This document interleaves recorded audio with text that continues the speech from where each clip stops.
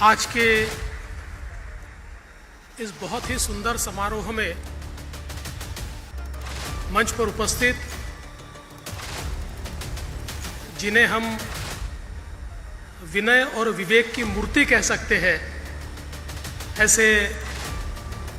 भारत के उपराष्ट्रपति परम आदरणीय श्री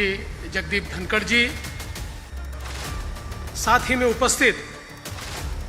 आदरणीय डॉक्टर श्रीमती सुदेश धनखड़ जी, मंच पर उपस्थित महाराष्ट्र के राज्यपाल श्री सीपी राधाकृष्णन जी, रामदेव बाबा संस्थान का पौधा जिन्होंने लगाया और आज एक वटवृक्ष के रूप में जिसे हम देख रहे हैं, ऐसे पूर्व राज्यपाल और व्यक्तिगत रूप से मेरे मार्गदर्शक आदरणीय बनवारी लाल पुरोहित जी, आदरणीय सत्यनारायण नुवाल जी,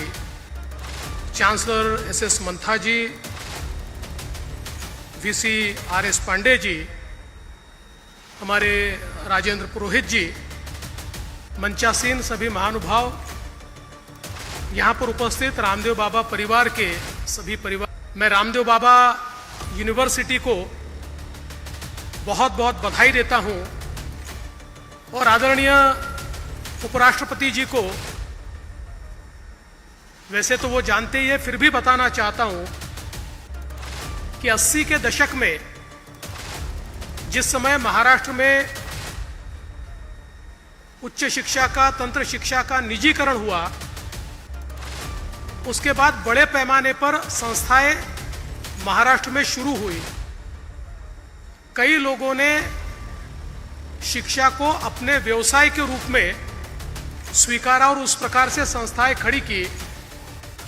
लेकिन आदरणीय बनवारी लाल जी पुरोहित, इन्होंने व्यवसाय के रूप में नहीं तो एक मिशन के रूप में शिक्षा को स्वीकारा और ये रामदेव बाबा का पौधा लगाया। और आज हम ये कह सकते हैं, तत्वों को, मूल्यों को जिस प्रकार से उन्होंने संजोया है, no compromise on ethics, no compromise on values, इस प्रकार से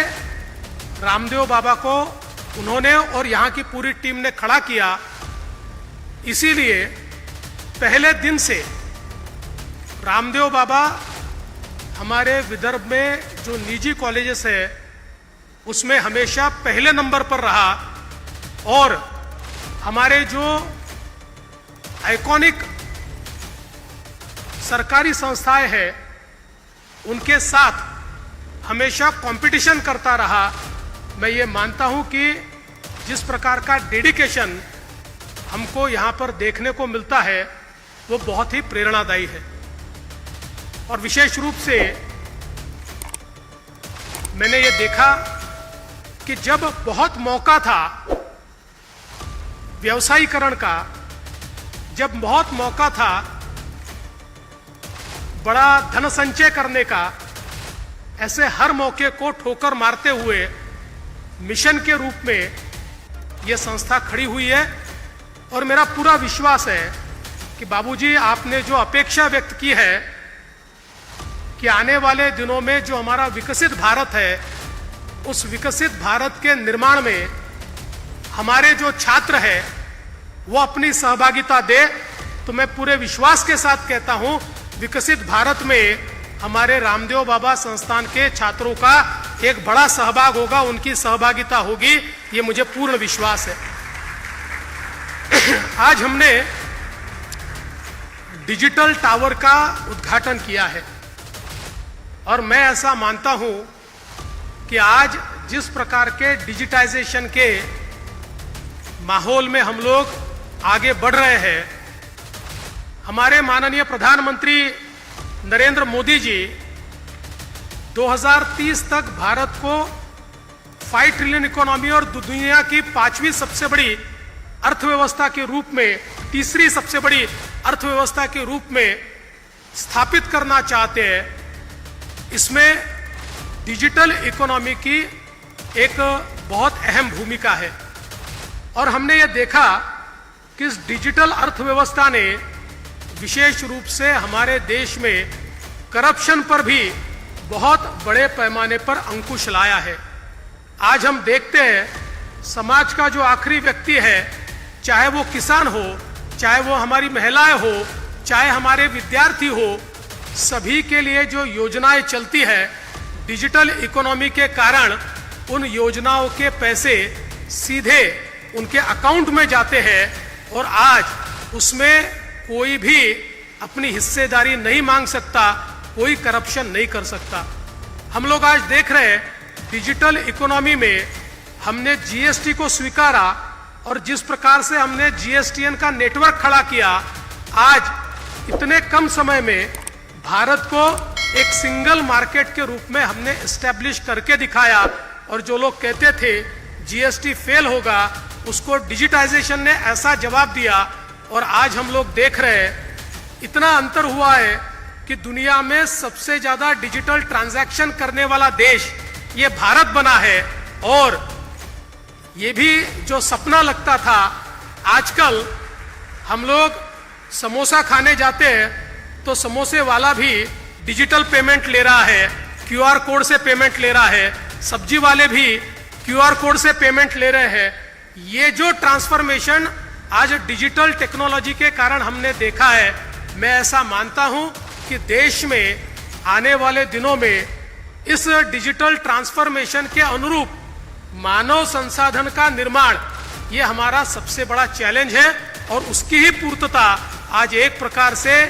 हमारा रामदेव बाबा संस्थान कर रहा है। इसकी मुझे बहुत खुशी है। मैं आज इतना ही कहना चाहता हूं, जिस तेजी से हम लोग आगे बढ़ रहे हैं, भारत को 5 ट्रिलियन 7 ट्रिलियन इकोनॉमी के रूप में प्रस्तापित करने के लिए सबसे ज्यादा आवश्यकता मानव संसाधन की है। और आज हम सभी लोग जानते हैं कि एक जमाना था जिसके पास ऑयल था वो दुनिया पर राज करता था, लेकिन आज जिसके पास डेटा है वो दुनिया पर राज कर रहा है। और डेटा की एब्सोल्यूट वैल्यू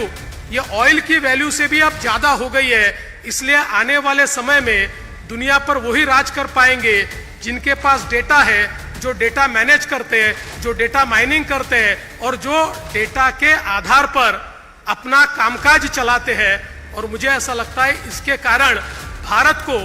एक बहुत बड़ा अवसर प्राप्त हुआ है, जिस अवसर को हमारे ये जो मानव संसाधन हमारी यूनिवर्सिटीज तैयार कर रही है, ये यूनिवर्सिटीज निश्चित रूप से इस मानव संसाधन के माध्यम से इस अपॉर्चुनिटी को, इस अवसर को अपने आप ग्रैब करेगी, ये मुझे विश्वास है। मैं एक और बात कहना चाहता हूं कि आज जिस प्रकार से आर्टिफिशियल इंटेलिजेंस हमारे जीवन को बदल रहा है, जिस प्रकार से जीवन के सभी क्षेत्रों में एक प्रकार से क्रांति आर्टिफिशियल इंटेलिजेंस के कारण आ रही है, मुझे ऐसा लगता है उसको स्वीकार कर आज हमारी यूनिवर्सिटीज भी आर्टिफिशियल इंटेलिजेंस का उपयोग करते हुए, डिजिटल इकोनॉमी का उपयोग करते हुए, डिजिटाइजेशन का उपयोग करते हुए लोगों के जीवन में हम सकारात्मक परिवर्तन कैसा कर पाए, इस प्रकार का विचार हो रहा है। कई बार लोग डरते भी है, लोग कहते आर्टिफिशियल इंटेलिजेंस के कारण क्या लोगों की नौकरियां जाएगी, क्या लोगों के अवसर कम होंगे। लेकिन मैं ऐसा मानता हूं कि आर्टिफिशियल इंटेलिजेंस एक टूल है। जिस प्रकार से घोड़ा तेजी से दौड़ता है, लेकिन घोड़े पर बैठने वाला घुड़सवार यह तय करता है कि घोड़ा कौन सी दिशा में जाएगा, ऐसा ही आर्टिफिशियल इंटेलिजेंस है। उसके ऊपर सवार होकर अगर हम लोग सही दिशा में चलने लगे तो बहुत तेजी के साथ हम विकसित भारत का निर्माण कर पाएंगे। और मुझे लगता है उसमें रामदेव बाबा जैसे शिक्षा संस्थानों की एक बहुत अहम भूमिका होगी। इसलिए मैं इस संस्थान के सभी लोगों को बहुत बहुत बधाई देता हूं। इसी प्रकार से आपका कार्य चलता रहे और आदरणीय बाबूजी ने जो मार्ग हमेशा दिया है, उस मार्ग के ऊपर हम लोग पूरी नैतिकता के साथ अगर चलते रहेंगे तो केवल विदर्भ में नहीं, केवल महाराष्ट्र में नहीं, तो देश की उत्तम संस्थाओं में से एक इस प्रकार की यह संस्था हमारी यूनिवर्सिटी आने वाले दिनों में एस्टैब्लिश होगी। मैं फिर एक बार आप सभी को बहुत बहुत बधाई देता हूं और अपने शब्दों को विराम देता हूं। जय हिंद।